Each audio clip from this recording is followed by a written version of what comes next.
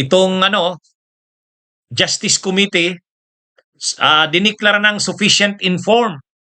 Kahapon nagbutuhan. Kahapon sufficient informed. Ngayon naman sufficient in substance. Kaya maganda yan mga kabunyog, mga kababayan. Yung nangyari yung nangyari kanina, matindi Imagine niyo 54 yung kongresista na pabor sa impeachment ni Sara. 54. Isa lang ang kontra, yung bastos na si Suntay. Ay di ba? Kaya ito mga kabunyog, mga kababayan, magandang balita ito. Ang kailangan na boto ng buong Kongreso ay 105 para madala sa Senado. 105. Kanina Justice Committee pa lang 54 na eh. So ilan na lang ang kailangan? Ang kailangan na lang ay 51 kasi may 54 na kanina eh. Ibig sabihin pag sinalang sa plenaryo yan, sigurado nang makukuha yung 105. Kaya yung mga nagdududa noon, attorney, mahihirapan yata ang 105. Sabi ko hindi. Kakaya yung 105, madali lang yan. Kaya ito mga kabunyog, mga kababayan, kanina nakalusot na sa Kamara. 54 against 1, 0 abstention. Kaya ito mga kabunyog, magandang development ito. So ngayon, ano nang mangyayari? Ang mangyayari na, hindi pa po tapos sa Justice Committee. Ililinaw ko lang hindi pa tapos sa Justice Committee. Magandang pangyayari kanina kasi talagang 54. Ibig sabihin niyan, talagang sigurado na tayong lulusot sa Kamara ito. Pero medyo mahaba-haba pa ang prosesong pagdadaanan natin. Mahaba-haba kasi itong dinadaanan natin ngayon na proseso, ito yung tinatawag na slow mode. Ito yung slow track. Yung dati kasing ginamit noong last year, fast track yun eh. Yung fast track mode yun. Ang problema, yung fast track mode, yun yung diniklara ng Korte Suprema na unconstitutional. Ang fast track mode, yung kapag mayroon ng at least 1/3 ng mga kongresista ang nag-endorse ng impeachment, hindi na kailangang dumaan sa Justice Committee, diretso na sa Senado. Yun yung ginamit noong February. Yung February 5, 2025. 260 na nga ang kongresistang nakapirma. Kaya lang sabi ng Korte Suprema, kahit naman second mode ang gamitin, yung fast track, dapat magkaroon pa rin daw ng due process si Sara Duterte. Kaya yun eh. Anyway, ang ginamit na ngayon is slow mode, itong mabagal na to. Pero okay lang, kahit mabagal, ang importante basta tuloy. Yun. Kaya ngayon, dumadaan tayo sa Justice Committee. Sa Justice Committee, nagbutuhan, sufficiency in form, sufficiency in substance, lusot na. Ano nang sunod niyan? Ang sunod niyan, mga kabunyog, mga kababayan, bibigyan na si Sara ng 10 days. Ngayong araw, nagpass na ng resolution, ng motion, na padalhan na si Sara ng notice.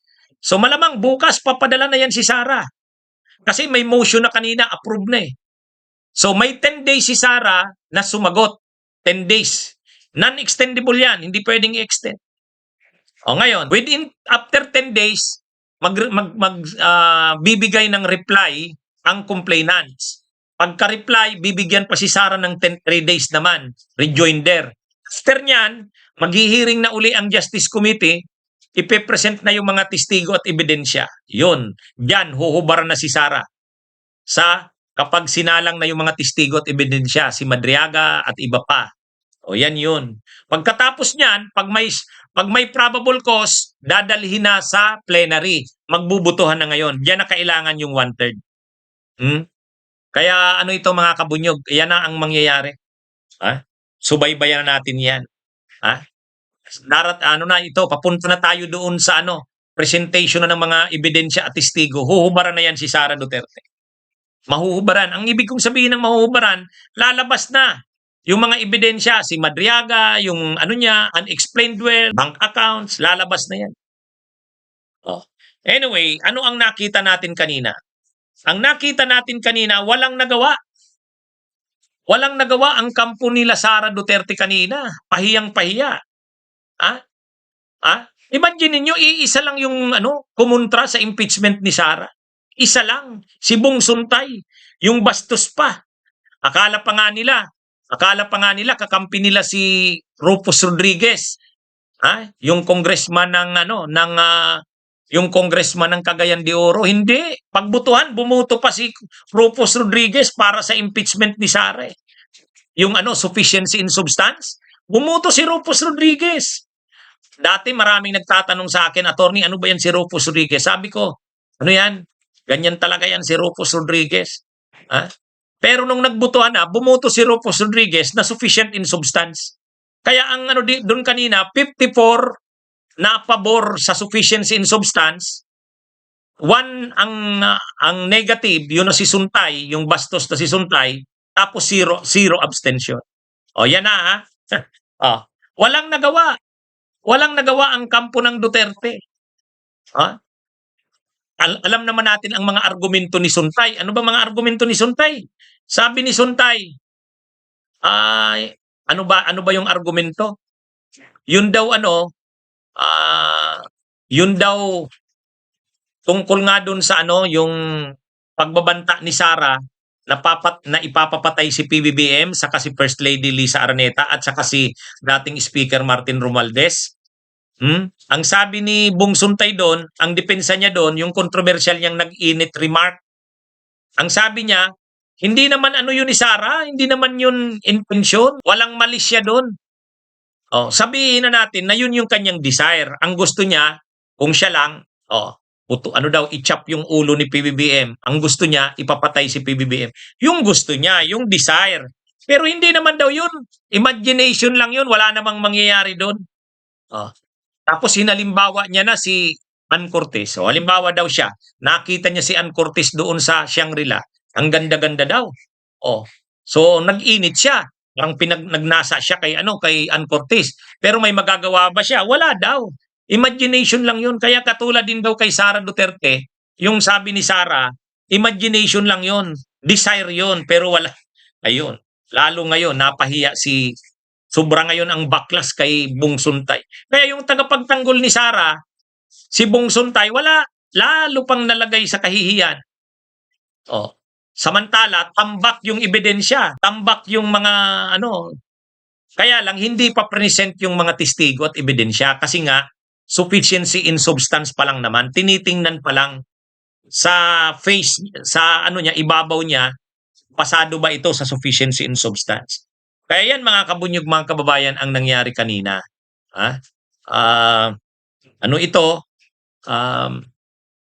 Walang nagawa ang mga pro-Duterte. Kaya yung sinasabi na parang malakas na ang Duterte sa House, marami ng mga kongresista ang nagbabaliktaran. Kita naman kanina, wala. Wala. Isa nga lang eh. Dapat sana kahit man lang naka 1/3. Dapat sana naka 1/3 man lang ng boto. Wala. Ngayon, pag nakasinalang yan sa plenary, plenaryo na yan, plenaryo. Ang mga buboto siguro dyan madadagdag, si Pulong, tapos yung anak ni Pulong na si Omar, yung party list ng Duterte, yung PPP, yung Harold Duterte, si Ungab, yung congressman niya ng Davao. Baka nga sila Gloria Arroyo, hindi pa yan makakampihan si Sara. Kasi siyempre, command yan ng speaker ng House. At saka si PBBM kasi nagsalita na. Nagsalita na. Unlike nung dati kasi, yung unang impeachment ni Sara na hindi natuloy, si PBBM kasi doon, hindi nagpo-posisyon eh. Pero dito, may posisyon si PBBM dito. Kaya yung mga kongresista, susunod yan. Walang nagawa. Bakit talaga ganun yung mangyayari? Kasi malapit na ang eleksyon sa 2028. Talagang hindi napapayagan ng administrasyon na makapurma pa ang Duterte. Talagang na yan. Na ito mga kabunyog? Sa tingin ko, na ito? Posisyon na talaga ito. Kailangan na nila talagang durugin na si Sara. Dito na nila yan gagawin. Dito na yan sa impeachment. Kaya Ano ito mga kabunyog, mga kababayan? Wala yan. Ha? Mahihirapan sila, nakita naman natin na doon kanina eh. Imaginein mo, 54-1, wala man lang kakampi si Sara doon. Except si Bong Suntay, nabastos pa. Pumuporma pa si Marcoleta, si Paulo Marcoleta, salita ng salita si Paulo Marcoleta. Hindi naman pala siya member ng Justice Committee. Hindi naman pala siya makaka-motion dun. Para din nung naalala nyo nung nandun ako sa House, sabi ni Rodante Marcoleta, I move to cite him in contempt. Tinasite ako in contempt. Sabi ni Dan Fernandez, yung presiding noon, I'm sorry, Honorable Marcoleta, but you are not a member of this committee. Hindi naman pala member ng committee si Rodante Marcoleta. Yung sinasite ako in contempt. Tapos ngayon na naman, si Paulo Marcoleta na naman, hindi naman pala member ng Justice Committee. O, pwede lang siyang magsalita doon, pero hindi siya pwedeng mag-motion. Ha? O. Tapos ang lakas pa ng loob ni Marcoleta, ni Paulo Marcoleta, na si Kiko D, paalisin daw, paalisin. Anong reason? Ba't mo papaalisin? Eh kasi baka manggulo yan dito. Baka manggulo daw. O baka naman pala manggulo. Ha? Baka naman pala manggulo. Paano mo paalisin? Baka pa lang. Sabi niya, premonition. Kaya nga, ang mga naging paboritong words dyan sa impeachment na yan, premonition saka imagination. Yung premonition ni Paulo Marcoleta at saka yung imagination ni Suntay. Yan ang mga tagapagtanggol ni Sara. Ha? Yan yung mga tagapagtanggol ni Sara. Kaya nakakahiya eh. Nakakahiya. Tapos pilit sana nila, gusto sana nila i-derail, gusto nila i-distract yung proceedings eh. Paano nila i-distract? Gusto nila pag-usapan yung mali-malitang pera na diniliver umano ng 18 na ex-Marines. Wala, sabi ng mga kongresista, paano naman natin pag-uusapan yan? Hindi naman yan tungkol sa impeachment. Ang pinag-uusapan natin dito, impeachment. Bakit nyo ilalabas yung issue na yan ng maleta? Talagang ini-insist ni Paulo Marcoleta, pag-usapan daw yung yung maleta. Ganon din si Suntay. Eh sabi ng mga kongresista, ibang issue yan, wag nyong ipipilit yan dito. Walang yan, irrelevant yung issue ng maleta-maleta na yan. Saka ang sinasabi ng mga ex-Marines, yung 18 na ex-Marines, tumanggap ng pera ang mga kongresista. Oh, galit yung mga kongresista. Sabi ng mga kongresista, maniniwala ba kayo dyan sa sa sinumpaang salaysay na yan ng mga Marines, ng mga ex-Marines? Oh, ano yan eh. Kaya hindi pinagbigyan yung sila Marcoleta, si Paulo. Hindi rin pinagbigyan sila Suntay. Kaya napahiya lang sila. Walang nangyari sa minamaniobra sana nila na na pag-usapan yung tungkol sa maleta. Actually, yung mga maleta-maleta nila na yon, ginagamit talaga nilang maniobra para sana ma-distract yung impeachment. Hindi naman nila nakaya yung hindi nila kayang papaniwalain yung mga kongresista doon. Anyway, so ngayon mga kabunyog, mga kababayan, ano na ang sunod na mangyayari? Tulad ng nasabi ko, ang sunod ng mangyayari dyan, dahil sufficient informed in substance na, pinadalhan na si Sara Duterte ng notice. Kanina may motion na si Congresswoman Bel Zamora. Ang motion niya ay padalhan na si Sara ng notice. Ano yung notice? Notice na siya ay mayroong complaint sa kanya sa impeachment. Kailangan niyang sagutin ito. Padalhan si Sara ng kopya nung third impeachment complaint, saka yung fourth impeachment complaint, lahat ng mga attachments doon, yung mga ebidensya laban sa kanya, isasabay yun, papadalhin sa kanya yon. Mayroon siyang 10 days para sagutin yun. 10 days. Non-extendable, hindi pwedeng lumampas sa 10 days.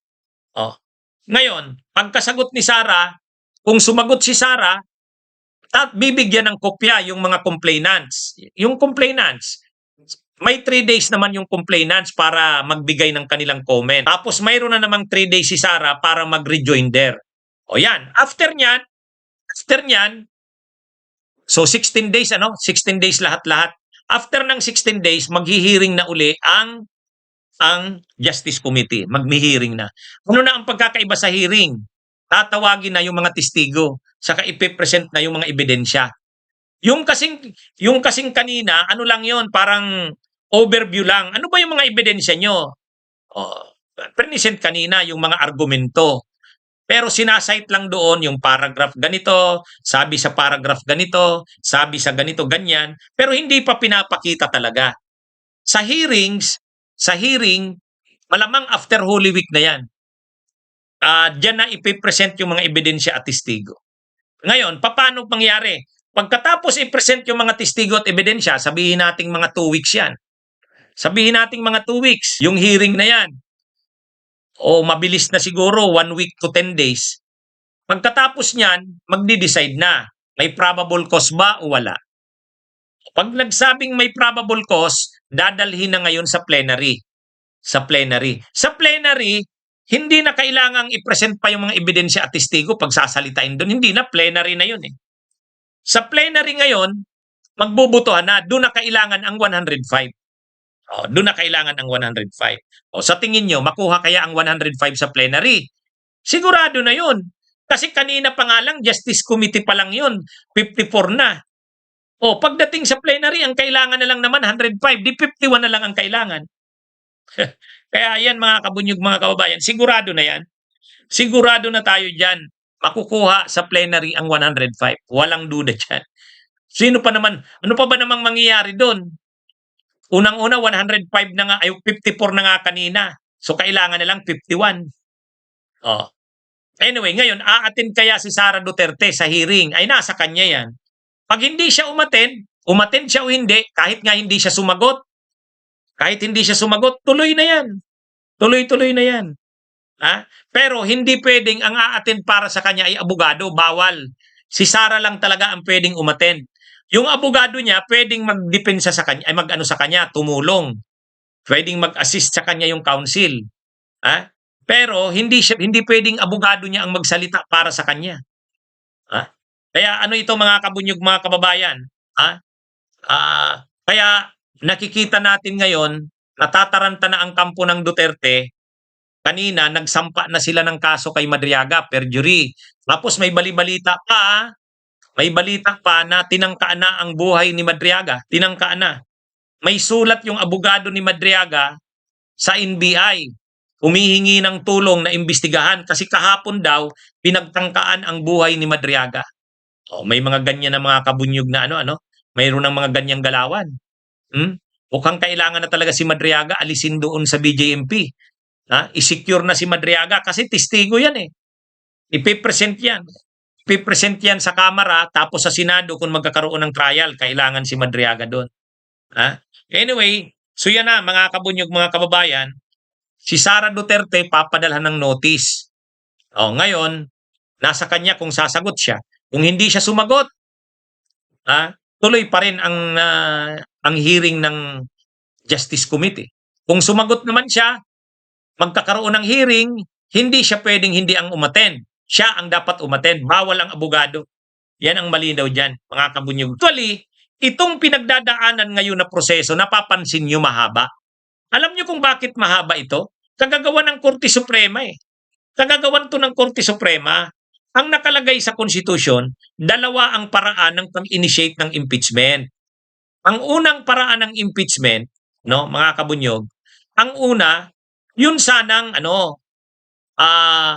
pwede na sana yung fast track mode. Yung ginamit noong February 5, nakalagay naman kasi yan sa Constitution. Pag mayroon ng at least 1/3 ng mga kongresista ang nakapirma sa complaint laban sa kay Sara, pwede na yon, diretso na yon sa Senado kasi at least 1/3 nakapirma na. Yun ang ginawa nung February 5. Kaya lang ang sabi ng Korte Suprema, hindi. Kahit may 1/3, at least 1/3 kayo, marami kong kongresista ang nakapirma, bibigyan pa din daw ng due process si Sara. Di yun? Okay. Ang ginawa ngayon, hindi na ginamit yung second mode, itong first mode na. Ano ba yung first mode? Dadaan na sa Justice Committee, maghihiring ang Justice Committee, pasasagutin si Sara Duterte, ipipresent ang mga ebidensya, testigo laban sa kanya, maghihiring, dadalhin sa plenary, magbubutuhan, pag nakakuha ng 105, 1/3, pasado na yung impeachment. Okay, Sa totoo lang, pwede naman talaga yung fast track, nakalagay yan sa konstitusyon. Kaya lang, para lang walang problema, okay. Kung yan ang sinabi ng Korte Suprema, wag nang gawin yung fast track. Ito na. O kaya medyo ano, akala nila Sara Duterte, dahil mahirap na tong impeachment ngayon, mahirap na, hindi na matutuloy. Hindi. Kahit mahirap tong impeachment na to, itong pinagdadaanan ngayon, tuloy pa rin. Tuloy ang impeachment. Kasi ano tayo para tayo sa pagpapanagot pananagutan. Diyan sila nagkakamali. Akala nila, dahil kakampi nila sa Chis Escudero, hindi nag-proceed yung trial forthwith, akala nila, akala nila dahil nagdeklara ang Korte Suprema na unconstitutional daw yung final na impeachment, akala nila wala na. Hindi. Hindi. Tuloy tayo. Kahit dumadaan tayo ngayon sa butas ng karayom. Actually, ang pinagdadaanan natin ngayon, butas ng karayom eh. Pero sige lang. Sige lang. Kasi gusto nating mapanagot si Sara Duterte. Yan yun. Kaya ngayon, natataranta sila. Kala nila noon, ligtas na si Sara. Hindi. Hindi natin paliligtasin ang mga dapat may pananagutan sa bayan. Ang palusot na naman nila ngayon, bakit daw mas pinupukusan pa si Sara kaysa doon sa mga anomalya sa flood control? Pareho yan. Lahat dapat managot. Yung mga may anomalya sa flood control, managot. Si Sara Duterte, managot. Yun yun. Lahat ng sangkot, managot. Hindi lang sa flood control. Pati confidential funds, pati pundo ng bayan na nilustay, dapat managot. Yan yun. Kaya pinapanagot natin si Sara Duterte ngayon. Akala ng mga DDS, ligtas na si Sara. Hindi.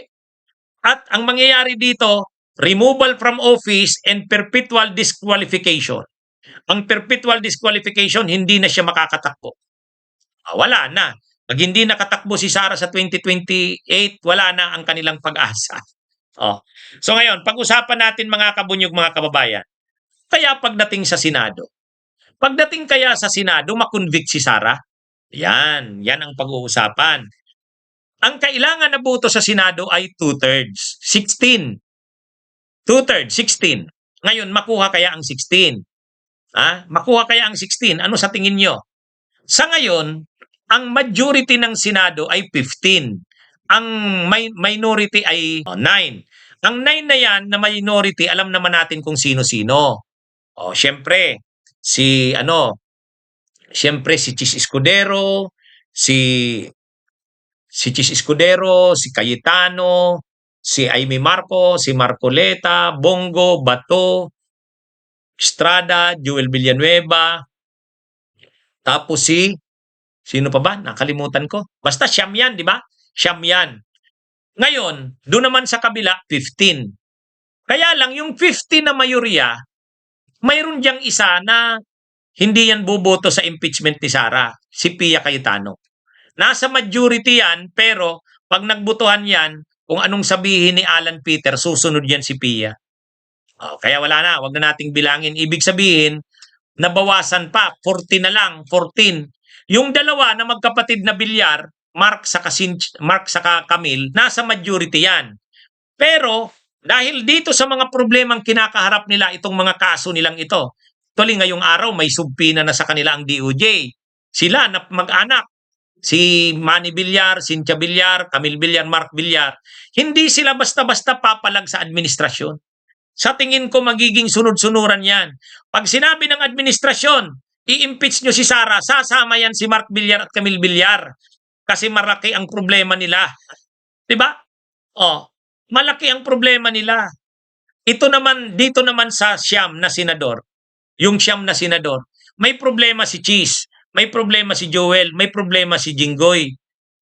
Yang mga yan, makikiusap yan. Pwede ba? Ano naman kami, wag nyo naman kaming pahirapan na dito sa kaso namin na ito. Pwede naman kaming tumulong na bumoto na dyan sa impeachment ni Sara. Kaya nilang ilaglag si Sara. Survival na nila dito eh. Survival na. Yun yung pinapaliwanag ni former Secretary Ronald Llamas sa talakayan namin nung Saturday sa Dos Amigos. Sabi niya, ang gagamitin dyan, pag ginamitan na yan ng carrot and stick, ang carrots yung parang yan yung pang mo, ang carrots halimbawa, bibigyan ng mga proyekto.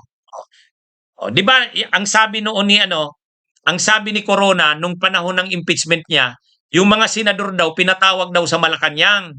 Binigyan daw ng mga proyekto, kinausap mismo ni Pinoy.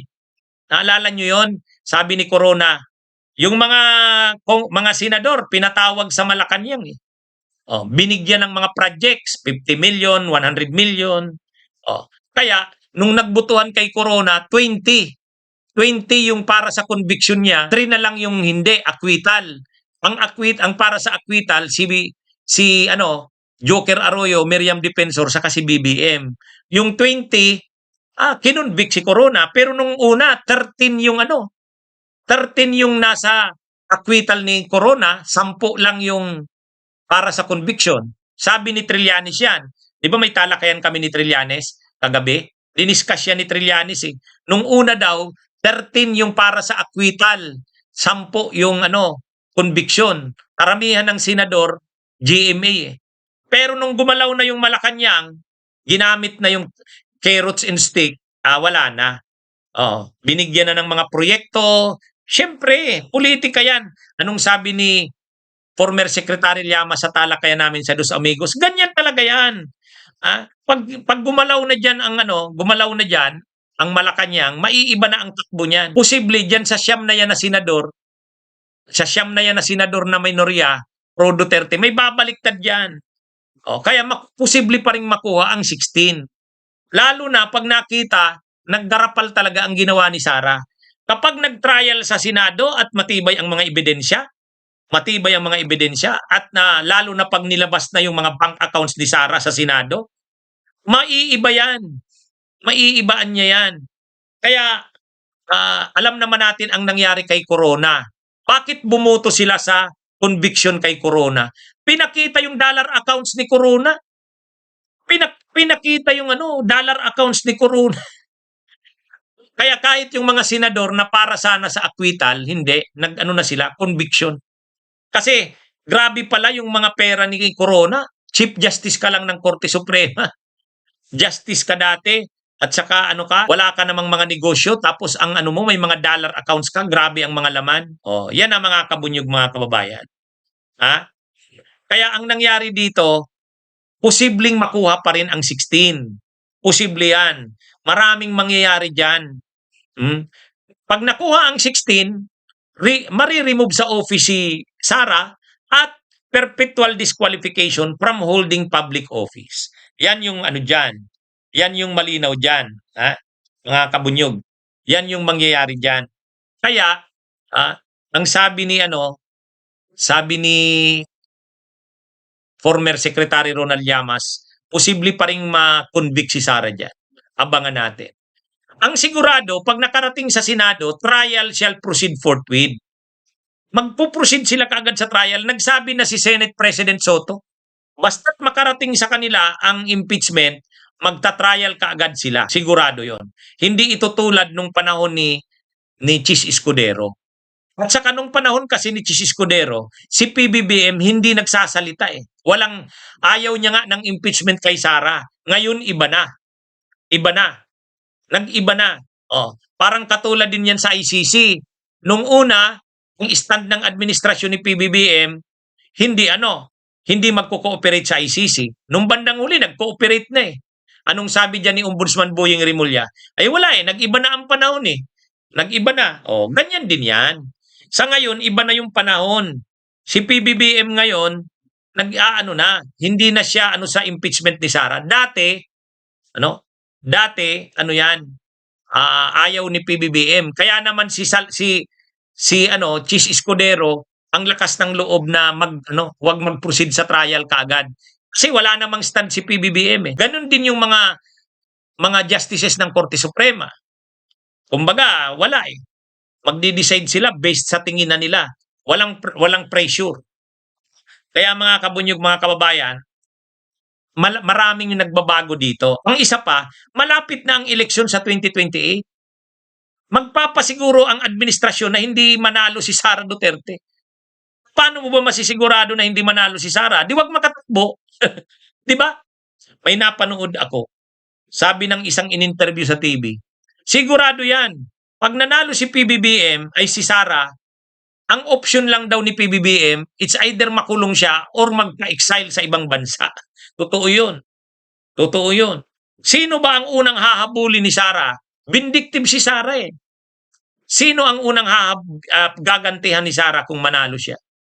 Oh, Marcos. Marcos at Romualdez. Kaya gagawin talaga lahat ng Marcos at Romualdez na hindi manalo si Sara. Kung gusto nila na hindi manalo si Sara, dapat hindi makatakbo si Sara. Anyway naman, hindi naman gawa-gawa lang na kaso ito eh. Ang mahirap kapag gawa-gawang kaso lang, tulad nung ginawa kay Laila de Lima.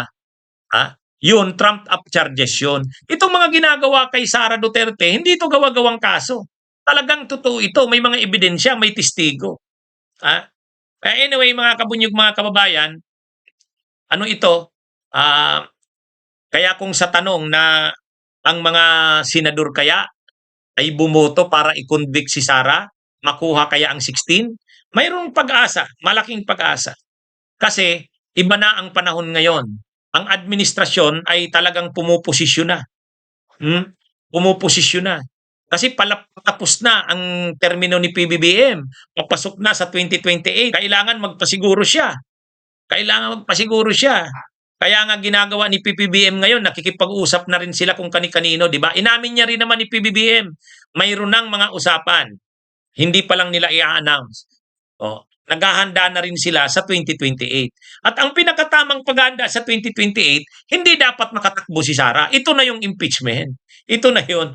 Kaya gagawin naman ng kampo ni Sara na mapigilan itong impeachment. Ang problema, hindi nila kayang pigilan. Tingnan nyo yung nangyari kanina, 50-1. Pagdating sa plenaryo, hindi nila kayang pigilan yan. 105 na lang ang kailangan. 105.